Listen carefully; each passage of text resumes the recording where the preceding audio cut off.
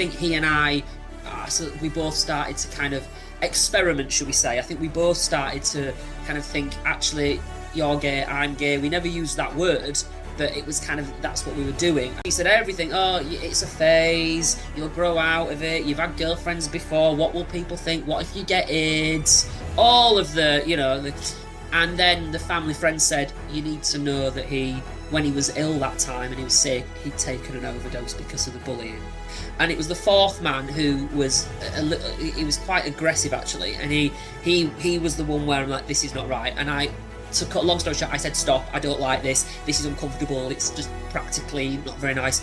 And the man said, oh, look, he's asking me to stop. And he laughed, and my boyfriend laughed.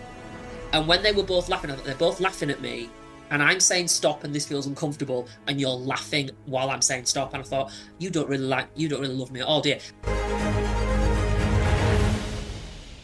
Hi, my name's Andrew Payne. Welcome to Men On Show, and I'm so excited to have Phil Mitchell as our guest here. I'm suspecting Phil has heard every joke there is to hear about the EastEnders Phil Mitchell, but this is the real Phil Mitchell, the real deal, talking about a really tough topic today, and I'm looking forward to exploring it just because it's a topic that I think a lot of us would prefer to avoid, but we need to talk about and understand more. He's a specialist, 19 years experience working with counselling abused men. He's a lived experience survivor of abuse.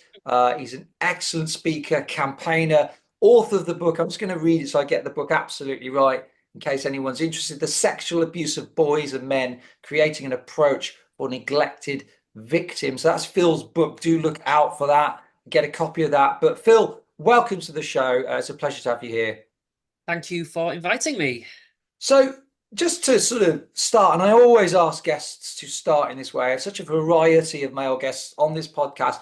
Sort of growing up, tell us about your life growing up, Phil, and were there any specific challenges now that you, looking back on, you realise actually these were challenges particularly because I was a guy, a boy, and then a young man?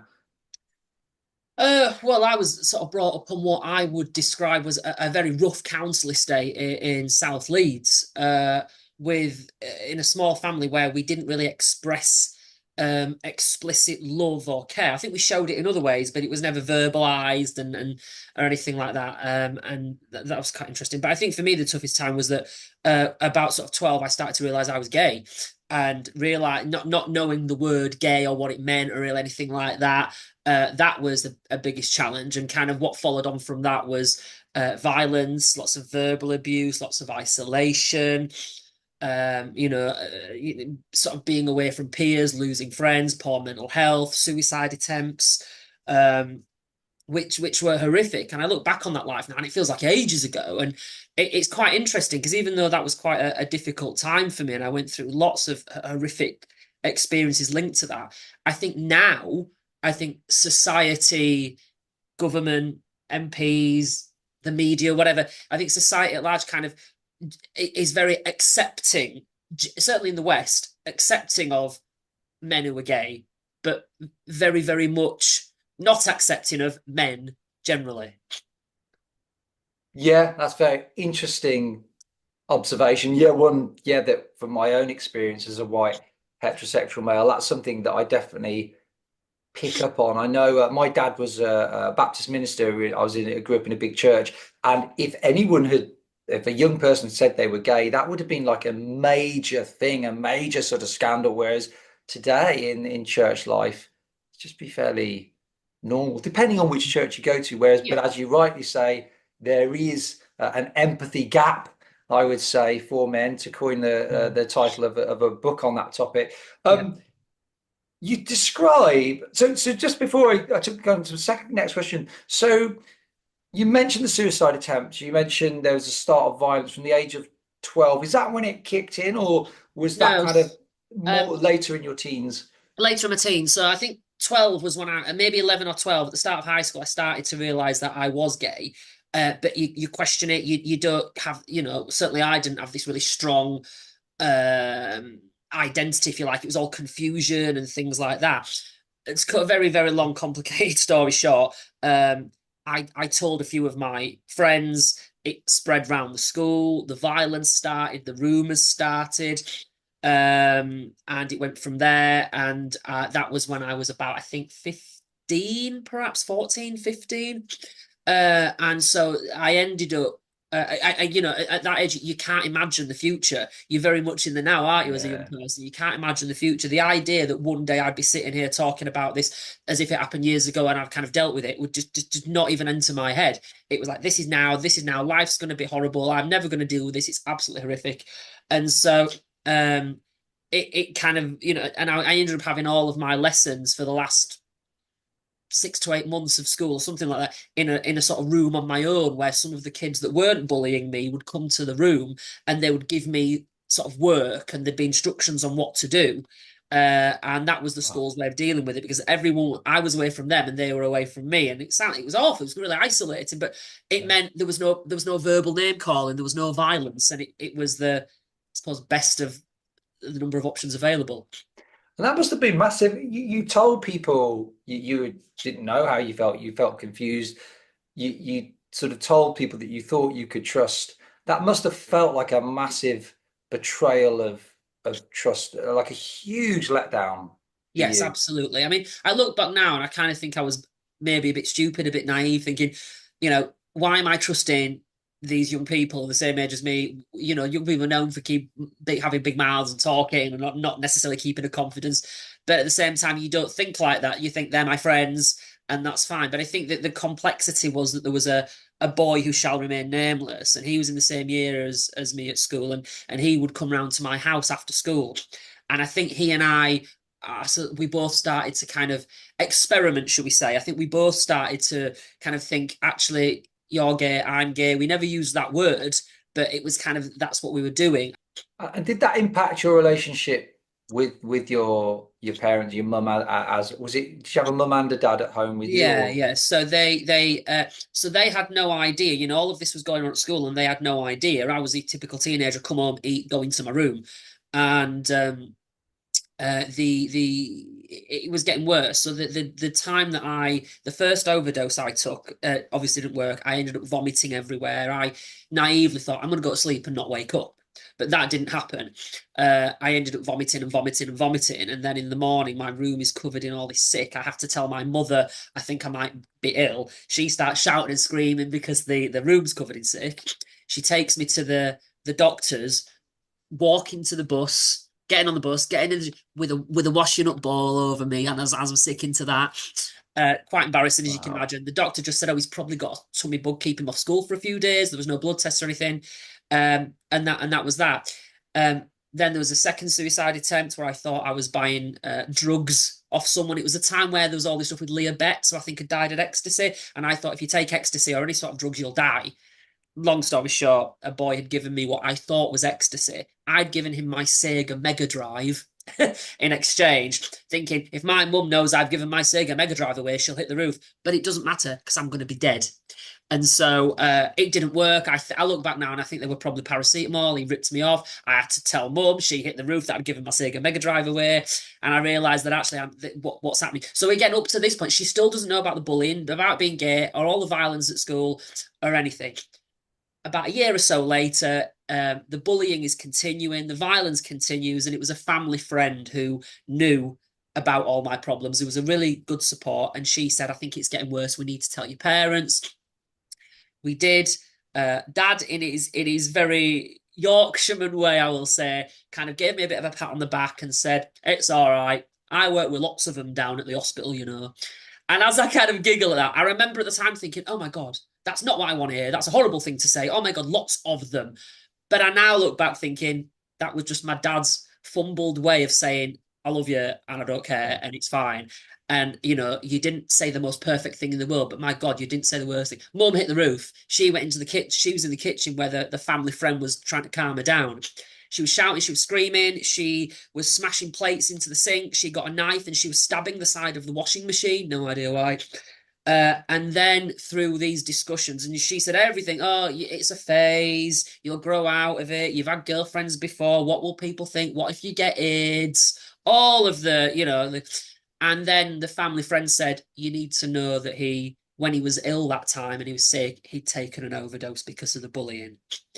At that point, and this is, all the violence from, she used to throw like glass tomato sauce bottles at us. She sometimes threw an iron at us. She'd sometimes, we never saw it as violence. It was just mum getting angry where we're the ones that have done something wrong. But when she found out that I'd taken an overdose, she opened up the kitchen cupboard, grabbed a bottle of pills, twisted the cap off, flung them all down her mouth and swallowed them in front of me and said, "There, you like overdoses? What do you think of that? Are you happy now?"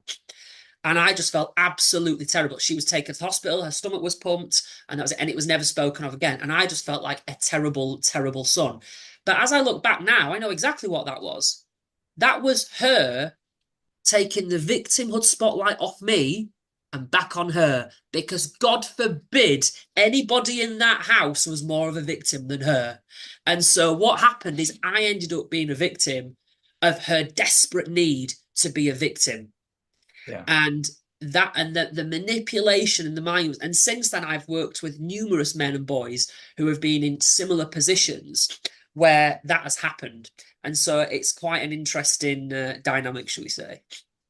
Yeah, and I do wonder whether, I mean, probably if I was experimenting physically as a gay man or a heterosexual man, I wouldn't be telling my parents about it. But you do wonder, don't you, if you'd have had parents where your dad sounds like he sort of, you could describe him as a typical Yorkshireman, but if you had sort of a really open relationship where you were used to talking about tough stuff, you felt safe at home to talk things, you had a loving mother that you could trust that was consistent and kind, whether you would have told them at 11 and 12 and not your friends. So, we'll never know. But I think to me, one thing that shouts out to me as a parent is that importance of that connection with your child, that they grow up understanding that actually nothing is off the table. Anything can be said and shared, and encouraging them to open up as much as, but maybe it would make a difference or not. Do you think with your mum, I mean, as a man today, it sounds like to me there are mental health issues there of some description with your mum, whether it's a personality disorder, it's something else. Was ever anything ever been diagnosed with your mum? Not nothing. I mean, there was things like asthma and things like that, but there was nothing that is in, I would say, the mental health sphere. Certainly nothing I'm aware of. Maybe there was, but I Yeah. wasn't aware of anything. But I think, I think what's interesting though is that when mums and women behave like this, I think there's often this sort of society is quicker to go, oh, but hang on, she's not well, she's got stress, there's mental health issues. And I certainly think that can be a very relevant factor. But even when it's boys and men behaving like that, and it's a relevant factor, we don't consider it as much. And so there's a real imbalance there, isn't there? But yeah, as far as I'm aware, there was nothing diagnosed, as far as I'm aware. Yeah. I mean, generally, when I see articles where they've made it into the press, the article, it is a woman that has abused, it could be a teacher abusing her trust, or it could be a violent woman at home. Maybe she's murdered her children. It happens, in fact, statistically more common just about than fathers. I think it's fairly equal, but just about 51%. I think it's women. But what you see factually in the papers, it's a factual account of what happened. There's no sense of mum being a monster. Often mental health issues will be cited, but when it's a guy doing the same stuff, he is a monster, and out comes this whole narrative, which doesn't seem to come out in the way that the media report on females that offend. And often I see as well females where they have been the perpetrator of violent domestic abuse. Maybe it's a male victim, maybe her children. Often the woman seems to have a much more lenient prison sentence, often because she's cited, she's a mother. We've seen that with some of the few rioters recently that were female have got much more lenient sentences, and it states because they're a mother, they've got care responsibility. So I do think there's a real bias there, generally speaking, that I see. So definitely just And a and there are numerous studies as well. I'm not sure what the most recent one is, but there's been numerous studies done over the last sort of 20, 30 years that the findings are relatively consistent, where they show that, men and women, when men and women perpetrate similar crimes, I think it's something about how a man is, on average, going to get something like he's 63% more likely or is more likely to get a 63% higher, more severe sentence, something like that. I can't remember the exact word, but a quick Google of the sentencing discrepancy 63%, you'll find it's there. And I think that's what we see. And even then, there's been a new number of articles in the recent, and I've started collecting them. So when I deliver my training, I share these. And I say, look, here's a number of articles of men who've been found guilty of sexually abusing boys, pervert, disgusting, monster, etc. And sometimes then when it's women who've been found guilty of sexually abusing boys, there are some articles that do refer to, pervert, teacher and that, but they're a lot less likely to do so. And you'll see judges making very explicit, inappropriate comments. There was one where a female teacher was found guilty of sexually abusing a 14-year-old boy. And because she was an attractive young woman, the judge said, what 14-year-old schoolboy would turn down such an attractive offer? Things like that. That's just one of a number of examples. There's a number where there's another judge who said, if you'd have been a male teacher doing this, you'd have definitely been sentenced to prison, but because you're a woman, that's going to affect my judgment. It's like, wow, and so there's a number of examples, and yeah, it's a massive problem, and it creates a real imbalance. And as I often say, another day, another double standard. Yeah, yeah. So tell me about your own experience. You talk about abuse, obviously, at the age of 16. You mentioned rape at the age of 21. Mhm. Are you able to describe sort of the context in which this Yeah, happened so and how that's been dealt with? so at 16, again, sort of leaving school, all of that little part-time job, and mum had just kicked off. She'd now accepted that I was gay, and she was coming out with me to some of the bars in Leeds, which was a real U-turn. And it was really interesting that the boy, if you remember, the boy who had told everybody that I had forced myself on him, he had now also come out as gay. And he'd gone from, I'm not gay, it's terrible, it's disgusting, he's forced myself on me to, oh, actually, yes, I am gay. And so he started coming out, he started hanging around with people I knew, and he started coming to the youth group. So I was really upset, I was really angry. And I had said, so yeah, it was towards the end of school. So I had said, I'm going to tell my school, so I was seeing a counsellor in school at the time. I'm going to tell my counsellor, and I'm going to, talk to her about this. That's when mum hit the roof and said, no, you can't tell your counsellor because she's going to ruin things. And I believe it was because my mum thought the counsellor would get maybe police and social care involved, and it would mean that mum would have to stop going out, and she enjoyed her nights out. That's what I believe. And I just said, it's confidential. I need to speak to someone. I need to get stuff off my chest. Mum went mad, shouting, screaming, punching me, hitting me, kicking me, pushing me in the corner of the room. That night, I went and stayed with the family friend I mentioned. A few days later, I got a bed sit. I didn't speak to my mum for, gosh, I can't remember how long, 10 years maybe, something like that. I can't remember the exact age. And so that was it. And then my little part-time job went to a full-time job. I abandoned my plans to go to college, and I needed the money to pay the rent. At that point, so then I was 16. Then I met this guy at one of the bars in Leeds. So I was 16. He was, I don't really know exactly how old he was, late 20s, early 30s, handsome guy, very attractive, said things like, oh, you're really, really good looking, you're really mature for your age, which I think he knew I liked. He started buying me things, little teddies with love hearts on it saying, I heart you, wristbands that you get at festivals saying, I heart you. And I'm thinking, this guy's brilliant, it's fantastic, he loves me and all of that. And he would come round to my bed sit. I never went to his. He kind of told me loosely where he lived, but I suppose I don't really know. And he'd be buying me things. He'd pick me up from work. He'd come round to my bed sit. And it wasn't long after that he started bringing other men round. And to cut a very long, complicated story short, for 4 weeks in a row, it was either a Friday night or a Saturday night. I can never remember which one. He'd brought different men round, and each of these men I was expected to give them oral sex. And the first one was, I don't know, I look back now and I suppose that was, he might be testing me. And so he brought this guy around. I've upgraded from my Sega Mega Drive at this point, and I've got a PlayStation second hand. And I was playing a game called Resident Evil 2, a great zombie game which I really liked. And I was stuck on a certain part of it. So the guy whose name I won't mention, he brought this other guy around who was allegedly into Resident Evil 2. And he was. We sat there playing on it and he was helping me. I always thought it's a bit weird that you've come to my place with this random guy I don't know and I've never met. It's a bit rude. But to be fair, he seemed like a nice guy, and he was actually really nice for a period of time. And he helped me play the Resident Evil game. He bought me. Why he bought me this? I think it was part of the grooming process. He bought me a cheat guide, and it was like a visual book how to start Resident Evil 2 and complete it.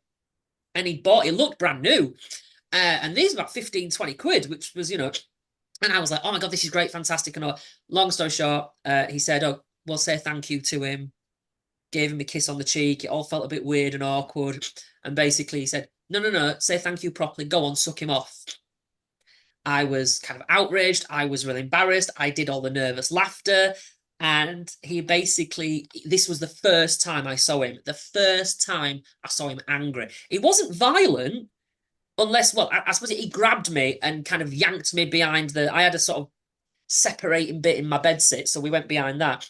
And he yanked me behind that.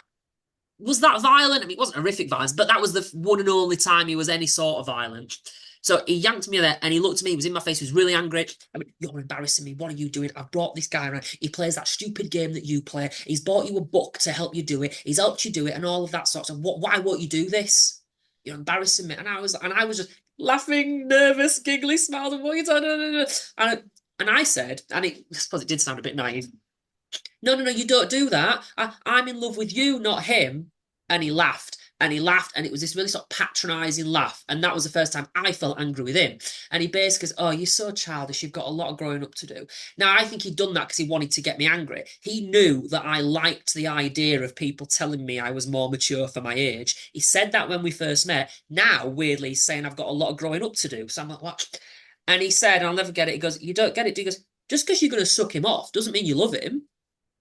You don't, everyone who's, it's not love, it's just sex. He went, you're only 16. He went, do you really want, the only sexual experience that you're going to have from now until the day you die is going to be with me? Is that all you want? Don't you want to experiment and experience different sex and different life? Of course you do. You're a young guy, of course you do. He goes, and I love you enough to make sure that I'm going to let you have those experiences and I'm not going to stop you because I'm not selfish like that. So whilst you're in a relationship with me, I'm going to let you have do sexual stuff with other people. Don't you think you should be thanking your lucky stars? Shouldn't you be biting my hand off? And the way he described it, I remember thinking, oh my God, he makes a good point. I am young. Of course, I want to experience different sexual things and I can still have my boyfriend and be in love with him and so it felt really weird and wrong that I was seeing it as a problem. And he'd got in my head and maybe think I'm the problem for seeing it as a problem. And so I did it.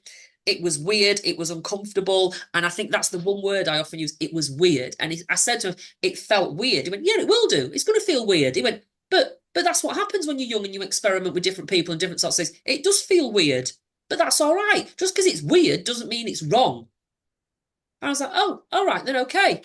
And then the week after, another man, week after, another man, week after, another man. And it was the fourth man who was he was quite aggressive actually. And he was the one where I'm like, this is not right. And to cut a long story short, I said, stop, I don't like this. This is uncomfortable. It's just practically not very nice. And the man said, oh, look, he's asking me to stop. And he laughed. And my boyfriend laughed. And when they were both laughing, they're both laughing at me. And I'm saying stop, and this feels uncomfortable, and you're laughing while I'm saying stop. And I thought, you don't really love me at all, dear. Went in a big mood. I made it pretty obvious that I was not happy. He knew because I was, that passive aggressiveness. Yeah, fine. I was like that. And for a few days after, he was ringing me. Now, this was when he never phoned me. Never. It was always text messages that he did. And after a few days, I was ignoring him because I wanted him to know I was not happy with him. The phone call stopped, and I'm like, oh, why have the phone call stopped? And then I thought, oh, but I miss him. So I'm texting, and the texts are not going through for some reason. I can't remember what the word was happening. So then I tried phoning him, which again we never did, and it said number not recognised or number disconnected, something like that. I never saw him or heard from him again. And at that point, I was really heartbroken, thinking, oh my God, he's just disappeared. I never ever thought he's abused me, he's groomed me, he's exploited me. The words grooming and exploitation were not in my vocabulary. Never had that in school, no idea. And it was only years later when I was running a child sexual exploitation service for boys, and I was working with a particular boy, and he was going through something similar, albeit different in some ways, but he was going through something similar. And I thought, hang on, I can clearly see now I'm older that what's happening to him is sexual abuse and exploitation. Why can't I see what he did to me was exploitation? And that's when it hit me. That's when it hit me going, oh my God, yeah, he did groom me. He did sexually exploit me. And that was a hit. And I work with men as boys and men today, where sometimes the realization is often worse than the actual thing itself for some people. Yeah. So yeah, that was the exploitation, and that was before the rape, sadly, at 21. But the rape at 21 I knew was bad and I knew was wrong immediately. So that was different. Yeah, I mean, there's so much to unpack there. Yeah. But I think what I would just add in, perhaps rather than unpacking, you've given such a vivid description of being groomed. That's actually really helpful. And being gaslit, actually, he was gaslighting the way he was getting you to reframe your thoughts to match the story that you wanted, so that you were doubting yourself and absolutely trusting what he was saying. So I think there's a really helpful description, very vivid.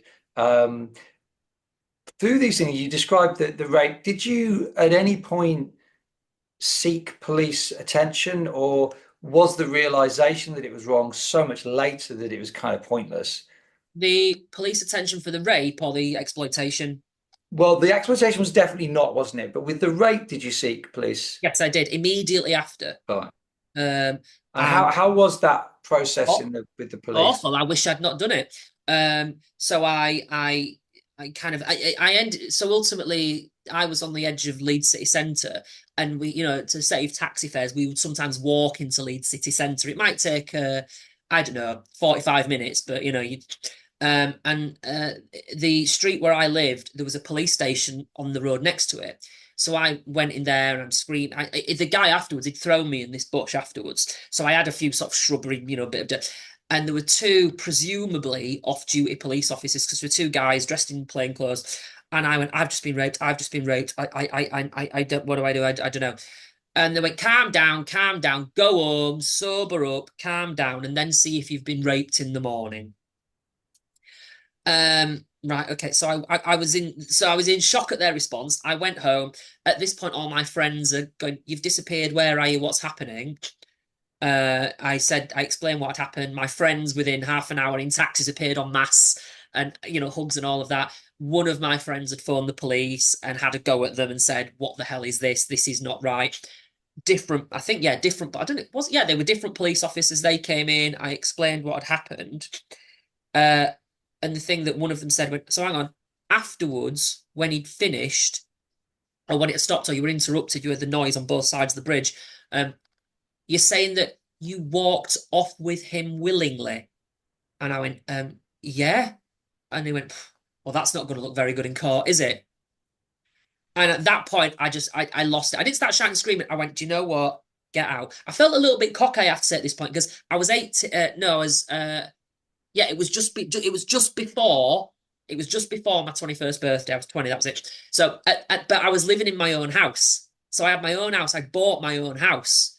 £99 deposit. You don't have those days anymore, do you? So I felt a little bit cocky, able to say to police, get out of my house. It was like Peggy Mitchell, get out of my pub. And I was just get out, I want you gone. And then they said, oh, no.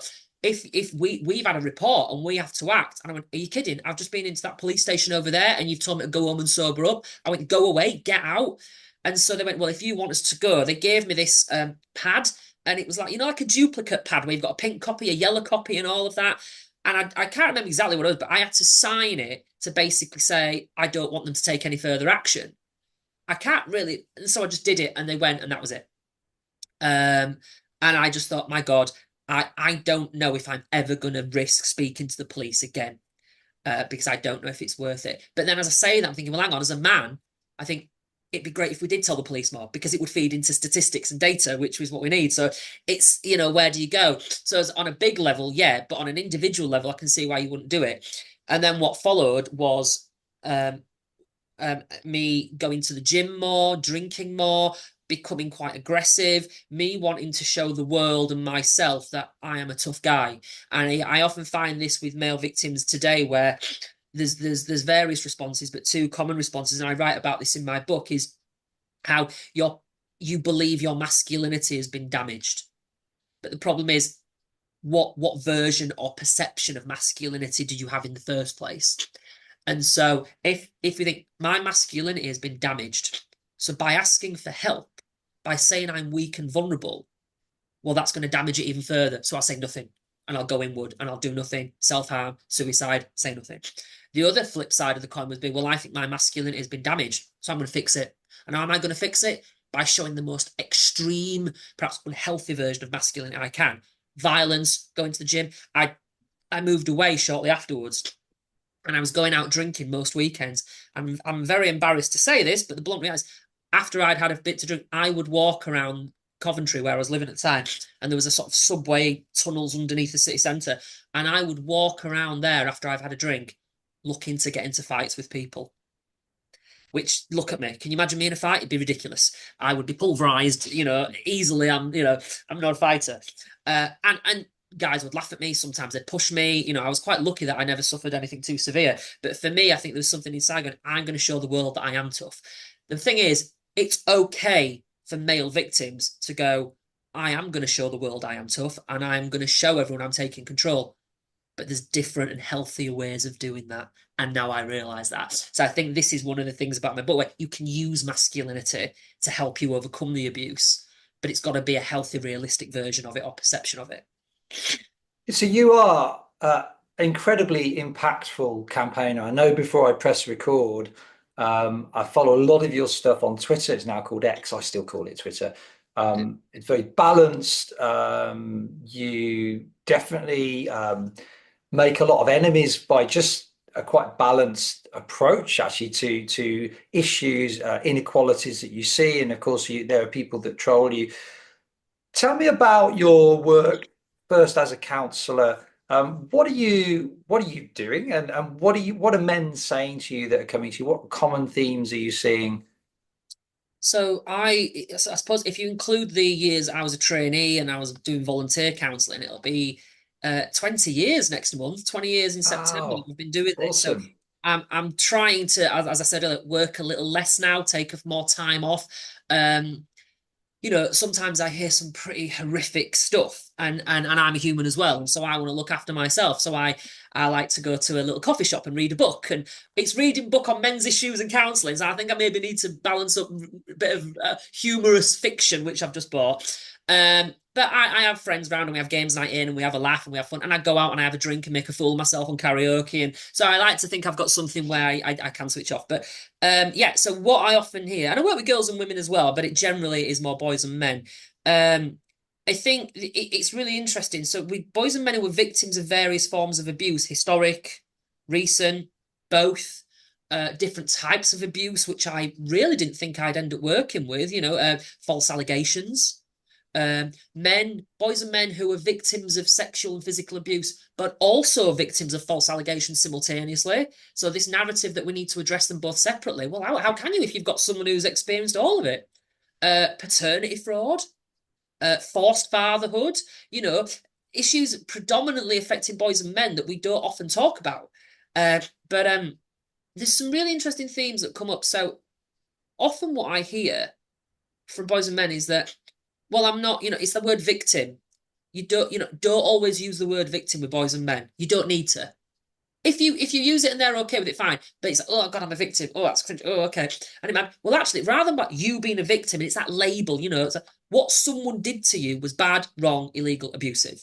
So rather than thinking we need to find a label for you, let's find a label for their behaviour.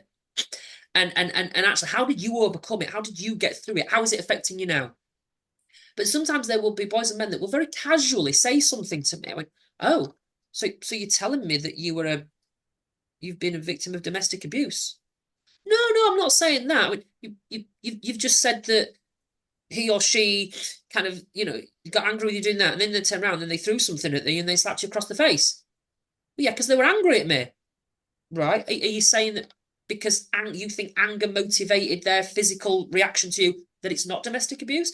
And the go-to is, so if that was the same situation, but we switch the genders, oh God, yeah, would be domestic abuse. Yeah. What's the difference then? And it's how our perception of gender affects our assessment of risk. And so, and actually, guys will often say to me, but it didn't really hurt me. And I didn't feel really scared. Okay. Did you feel respected? And a look on it. Do you think that your partner, whoever they are, do you think that shows respect? Do you think it shows love? Do you think it shows care? And in a relationship, isn't it kind of standard to expect to feel a certain amount of love, care, acceptance, respect? Whereas if you disagree with her opinion and she's throwing a heavy bookend at you, or something like that, then but you can't do that to her and you never would do it to her, but she can do it to you. What does that say? Where's the balance of power in your relationship? And I say to, I sometimes say to guys, you're telling me that it's not that bad because the physical injuries that you sustained were either non-existent or minor, or you didn't feel scared that she would inflict serious pain and all of that sort of stuff. That doesn't mean that her actions are any less abusive. And there's got to be a little bit of kind of awareness raising. You've got to validate and empathize, of course, but there's also but how would that be? And if the genders were switched, do you think you deserve this? Is that behavior acceptable? If that was a man doing that to a woman, well, why is there perceived privilege of how it's okay for her to do that to you because you're a man and she's a woman? And so I think there's that, to some degree, I would say it doesn't matter if you weren't terrified, and it doesn't matter if the injuries weren't on this occasion very severe. That's still abusive behaviour. And a lot of guys will often say to me when they have got to that point where it is very severe, some of them have said, I'd rather she hit me, kicked me, punched me, and threw some at me. I'd rather she did that than lie about me, give me the psychological abuse, tell people that I've been abusing her when I haven't, say she'll take the kids off me, say things to me that make me question myself and all of that. That's hard for me to deal with than a punch in the face. Some guys have said that. But it's about kind of, a lot of these guys have been told you're controlling, but it's the people in their lives that are controlling them. And these guys have often got, yeah, but isn't control a bad thing? And I'm sure you've probably read, Martin Seeger's work on archetypal masculinity and, the archetypes of masculinity, fighting and winning and succeeding, providing and protecting and kind of mastering self-control and things like that. So control can absolutely be used and present in a really abusive way. Control can be present in a very healthy, useful way. So you coming to therapy now is you trying to take control of your problem, trying to win, trying to succeed, trying to master it. And if someone is abusing you or disrespecting you in your life, then you can show the element of being controlling in an abusive way, but you can also take control of your situation assertively and appropriately, and that is a really good thing. So as a counsellor, because I need to be clear on my figures here, so I think I'm correct that something like 70 to 80% of therapists, counsellors in the UK are women. I think that's a correct stat. I think that the British Association of Counselling Psychotherapy printed that around 2014, I believe. Since then, because I spoke to someone else about it today, that link has now disappeared, which is a little bit frustrating. It's been replaced, but so I can't remember the exact figures, but I think it's absolutely safe to say that the majority of counsellors who are members of the British Association of Counselling Psychotherapy and the National Counselling Society, let's not forget them, most members are women.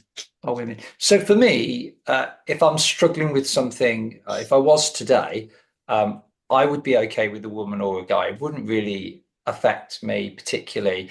And in fact, coming out of a formerly abusive relationship, where for the entire time I was in that relationship, I didn't see it as abuse. I saw it as I completely deserved it because I'm such a bumbling fool that actually, if I got my own act together and was more of a man, this wouldn't happen. So for me, I didn't see it as abuse because I saw it as a deserved thing. That's what stopped it. But how do I do speak to guys that say, well, actually, it would help if there were more male counsellors, particularly for some of the issues that you describe. If the guy's been the victim of something or other, particularly if the perpetrator is female, how do we get more men into counselling? Is It, that it's an interesting question, because maybe another question could be, how far do we go with that? Should we get more men into counselling? Or should we perhaps accept that it's just the sort of profession that's going to attract more women than men? I don't yeah, know. I'm not sure what the answer to that question is. I think so. No, we do need more men. Let's encourage more men. It's like, well, I think, any men that are interested but are unsure, they're the ones I think we should say, well, what's stopping you, and let's explore that. I think if we go down the route that, well, yes, we need to get more men, and I'm not. I don't know if I have a firm view either way, but I'm considering both. But I think for me, one of the ways we do it is by stop being so emotionally focused, and focusing very much on the fact that is, as some people might say, some people don't like the word, but some say it's feminized. So, you would go into a waiting area, a nice paint lovely flowers on the wall, soothing scatter cushions, pastel colors, all of that. And there's nothing necessarily wrong with that, but I think, it's just as bad as having dartboards and pool tables. It's rigid stereotypes at the end of the gendered spectrum. And I think that, how can you make it accessible from that point of view for men and women? Nothing's perfectly 50-50. Nothing ever will be, but it shouldn't be so unbalanced that it's 99-1. But I think one of the ways is to say, well, actually, coming to counselling is not necessarily just talking about your problems and expressing your emotions. It's more than that. For sometimes it can be tackling your problems, taking control of your life, being strong and confronting things, fixing problems, solving issues, and things like that. But a lot of counselling courses, a lot of literature around it, a lot of practice around it kind of pathologizes that approach. And it's yeah, about why. And actually, if we kind of say that sitting and expressing your emotions and talking, exploring how you feel and getting things off your chest, nothing wrong with that. What is wrong with that is assuming that that approach should work with everyone. And if it doesn't work with someone, it's a problem with that person rather than the approach. No, one size does not fit all. There are different therapeutic approaches, and that's before we explore the different methods and different ways we apply them. And so if guys see me and they'll say something like, can't believe I'm here, I'm really weak or I can't deal with my problems, and now I'm seeing a counsellor. I went, all right, okay, empathise, validate, explore, and I can then reframe. I'm just wondering, is there a different way of looking at that? What do you mean? Well, I mean, you're here and it's difficult for you, and a big part of you doesn't really want to be here, but you've still made the decision to come, even though it's difficult. So making a decision to do something that's difficult, I guess, takes strength. There's something there yeah, about some inner strength, resilience, and I guess you're saying coming here is just showing you can't deal with your problems. Maybe you deciding to come here is you starting to take control, and this is how you perhaps tackle your problems, by two guys talking together and figuring things out. That sounds like strength and control to me. So yeah. you reframe it. And a lot of guys and men go, I never thought of it like that. I like that. Great, let's go with that. But there are some counsellors, maybe even a lot of counsellors, no, that's really bad. That's really, really bad. You just need to encourage this man to sit there and be. No, you don't. You need to have an absolute acceptance that there are differences in what people want. And if what they want is legal, ethical, and not harmful, and it helps them get to an outcome that's useful, why is that a problem? And so for me, we would never, we often hear, and I often hear, men just need to come and talk and open up more and express their emotions. We would never, ever say women just need to stop talking about emotions and fix their problems and solve things. Oh my God, there would be outrage. There would be outrage, because it's that world where it's socially acceptable to criticize what men do, but not women do in the same way. And what about if you've got men and they want to come and they're using language, fix things, do things, take action? Don't pathologize it, utilize it. Yeah. Yeah, and I think the variety of approaches is so important. We've had guests, Ben Mason was a guest on Men on Shown, an earlier podcast, where the grieving pint is sort of a thing that he's created around some of the pubs in Bristol where he used to go to university, where men come to the pub, and people, not just men, come to the pub over a pint to discuss sort of mental health stuff. And I know I would feel much happier if you were my therapist. There might be times where I'd want, if I felt like we were going to touch on something really emotional, I might want to be in your counselling room, wherever that is. but I tend to open up more either in a pub or if I'm walking with my, so actually doing stuff rather than sort of sitting there, it was really helpful, probably Absolutely. for me. I have a on my table behind me again. I because walk and talk therapy is a thing now, and there's the action oriented stuff they're doing, and there's even been talk in the future. It's a bit radical, but of in the future, will therapists provide sessions over a pint in the pub? And I think at the moment it's a bit no, unethical, terrible, no, no, no. But I think a few years ago we'd say walking in the park shoulder to shoulder was really problematic. So I'm not saying we should all take our clients to the pub and have a pint with them right now, but I think I guess what I'm trying to say is it's useful to have a conversation about different approaches and the pros and cons. But on my table behind me, I have a slinky. I have one of those plastic things where you pop bubble things. I have a fidget cube, and that's because a lot of guys they don't like sitting there, and the science backs it up, doesn't it? There's a lot of science there, yeah. So if they sit there and they faff about with something in their hands, they're doing something, they're moving, they feel like they're doing something, and I find that that helps a lot of boys and men engage in the process a little bit more comfortably. Brilliant. That's so interesting. The just coming on to your campaigning, just as we get to sort of the latter stages of the podcast, um, how do you think? Because as a campaigner, I see you commenting, like I say, really helpfully on day-to-day stuff you see in the media, stuff that's kicking off in this newspaper, in this political sphere, or whatever. How do you see the media portrayal of men today, and how does that affect men's mental well-being, do you think? Horrifically.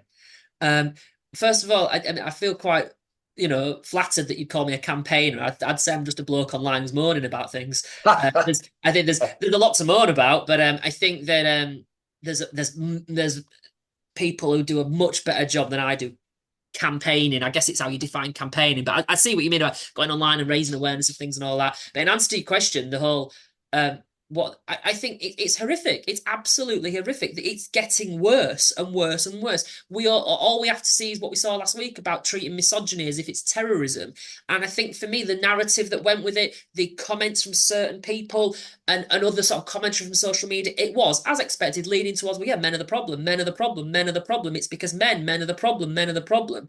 No discussion of misandry, which is rife online, absolutely vicious. But I think the way the media portrays men, is horrific. Just go to the Guardian website. Go to the Guardian website, and in their search bar, type in misogyny. You'll get an abundance of articles, and I won't say all of them, but in many of them, it's all anti-male, very critical of men. Go to the Guardian and type in misandry. You'll get very little results, and the ones that do, they criticise those that say misandry exists or that sort of thing. Yeah, you'll be labelled a whatabouterist. Exactly. And, for example, the case of, Cherie Spencer. She worked at the Ministry of Defence, I believe, and there was the Channel 5 documentary, wasn't there, where she put her, I don't know if it was a husband or partner, I don't know, but Richard Spencer, yeah, I saw the programme. Yeah. Horrific abuse, absolutely horrific. To date, and to the best of my knowledge, to date, The Guardian has never reported on that. The Guardian never reported on that. You go to their thing. I checked about 2 months ago, so maybe in the 2 months they could have done something. I think it's unlikely, but they've never reported on it. Now, if that was a man doing that to the woman, you can guarantee The Guardian and other papers would be reporting on it massively, talking about how misogyny is a problem. And so I think the media have got an agenda, and the agenda very simply is women are victims, men are perpetrators. But what we often do, and this is a real, real problem, whenever a man does anything adverse to a woman, from harsh criticism all the way up to violent abuse, we always assume it is motivated by misogyny, whether it is or is not. But when a woman does something adverse to a man, from harsh criticism to horrific abuse, we don't even consider the possibility that that might be influenced by misandry. So what we have is this outcome that's completely distorted, and it's reached using only a kind of half method. And so how can we say that? How on earth can we reasonably say that? But nobody wants to have that conversation. Nobody wants to kind of go near this, oh, misandry might be influencing harm as well. And so the media have got a huge amount, there's also, the media do a great job of sometimes highlighting issues affecting boys and men. but nowhere near as much as girls and women. And so I think the media and the headlines, the wording they use, it's just horrific, absolutely horrific. And the case with Cherie and Richard Spencer, that was aired on Channel 5. Quite a harrowing watch for anyone that wants to go and watch it. But it interested me at the time, and maybe I'm just sounding fussy here, that it wasn't aired on the BBC, which would have undoubtedly had far more views than Channel 5 as a mainstream Yeah, channel. But when the BBC did a bit of a news article on the fact that this story had come to light, and Mark Brooks he's one of the lead voices supporting male victims of domestic abuse. What really made me chuckle to myself, but not necessarily in a good way, I suppose, was the female interviewer. Um, she kind of she got in quickly. What we should remember is, of course, the vast majority of victims of domestic abuse are in fact women. Like, she was so uncomfortable yeah. about this, and it's like, wow, first of all, that's not statistically correct. Secondly, for all male victims wondering whether to report, that makes them feel like a complete wally now. There must be really something wrong with them if the vast majority, well, actually, it's a third. And it made me realize as well, looking back, as I speak out sometimes about my own experience of domestic abuse, it's some of the speaking that I do. Sometimes people will say, yeah, but a third of victims are men, but that's going to come from the LGBT community, which also, of course, affects female victims, is what I add. And in fact, we know from the research that it's more prevalent female to female than male to male, which they don't like to hear. Or what often they say is, yeah, but when women are violent domestically, it's usually the result of self-defense. Which again, it's like, oh, thanks a lot, because I'm a former victim of domestic. So you saying that these are the attitudes. I mean, I concur, and I think recently the misogyny as a Labour MPs tried to put that through as a hate crime several years ago, and it got pushed back mostly by Tory politicians. And this is where, for me, the whole thing becomes politicised and really shouldn't be. So I guess it's not surprising that they're now Labour in government, it's coming through as being branded as terrorism. I'll be interested to see how that develops. What's their criteria? Mm. Because there's not a lot of detail yet. The danger of false allegations worries me, and what it says to our young men, where almost technically it's illegal to be hateful towards a man, but sort of advisory to not be hateful towards a woman. I think for me that's a problem in trying to have balanced, nuanced debate in our schools around some of these things that we need to talk about. But I think, yeah, sorry, there are some schools No, that that don't want the balance. They do not want that balance. There was a boy that contacted me, was it earlier this year or late last year? I can't remember when. Contacted me privately on was it Twitter? He contacted me anyway, and basically said, "Oh, is it true that the White Feather Brigade in World War times stuck white feathers to men to fighting in war? Is that true?" I went, "Well, yeah, it's well known, it's historic, you Google and all that." He goes, "Well, it's just that in my," long story short, he said in his class they were talking about the war and all that, and how men and the patriarchy responsible. There was absolutely, apparently, no women wanted men to fight. This boy had said, "Oh, but what about the White Feather Brigade? There was a number of women going," and the fact that he was put in a detention. He was put in a detention for saying this, because I can't remember the exact wording that he told me a teacher said, because it's all through another person. Because this is a class, a lecture, I don't know a presentation. I can't remember exactly. This is a presentation on men forcing men to fight in war. This is not about women. And he was saying, yeah, but you've said that women didn't do it. It was men. Well, there were some women that did do it, absolutely. And she went, "You are not getting the point. This is not about focusing on me." And because he was trying to debate, he was put in a detention. I mean that I I've got can. loads of examples like that, loads, but we never hear about them, because and boys and men are scared to say, "Oh," because ultimately, you've got various people with very loud, articulate voices and "You're a misogynist, you're a misogynist, you're a misogynist," and enough people loudly say that, they'll feel and they'll be silenced. Yeah, if that happened to any of my boys, I mean, for me, what a brilliant young historian in the Yeah, making, what a brilliant critical thinker and debater in the making. That makes my blood boil to Yeah. hear that. But instead of my blood boiling, can you finish this off? It's been an absolutely brilliant episode. So interesting talking to you. I could talk to you for hours, but for matters of time, can you finish us off with a message of encouragement for the men and boys in a couple of sentences? If you could spread a message of a two-sentence message, you knew for a fact it would get to millions of male listeners. What would you say to them in a couple of sentences? I guess that's it. Do not think that because you are a male, a boy, or a man, that you are a lot less deserving of respect. You are not. Do not think that being a boy, a male, or a man means you are inherently bad, horrific, abusive, or toxic. You're not. And don't ever think your masculinity is bad or toxic or automatically problematic. It is not. As Martin Seeger, chartered psychologist who wrote a lot about masculinity, he has a fantastic metaphor that I always steal. He knows I steal it, so he's fine. It's like a hammer. Masculinity is like a hammer. A hammer can be used to knock someone on the head and kill them. A hammer can be used to build a house. The hammer is not good or bad. It's not toxic. The hammer's just the hammer. How you use it is more about that person. It's the same with your masculinity. Your masculinity is just your masculinity. You can use it in a really harmful way. You can use it in a really helpful, useful, effective way. And the vast majority of boys and men on this planet do use their masculinity in a positive, helpful way. But what we do is we ignore that. And what we do is we turn a blind eye to that, but we hold a magnifying glass up to those that use their masculinity in a harmful way. And so that's hopefully what I would say. So, don't think you have to tolerate any sort of abuse or neglect, even if it's just a slap or a punch or whatever that is that you see as minor. You do not have to tolerate that just because you're a man. Phil, that's a wonderful way to finish the episode. It's been an absolute pleasure speaking to you. Thanks so much for giving up your time to be a guest on Men on Show. Thank you for inviting me. Cheers, lad. Thanks very much.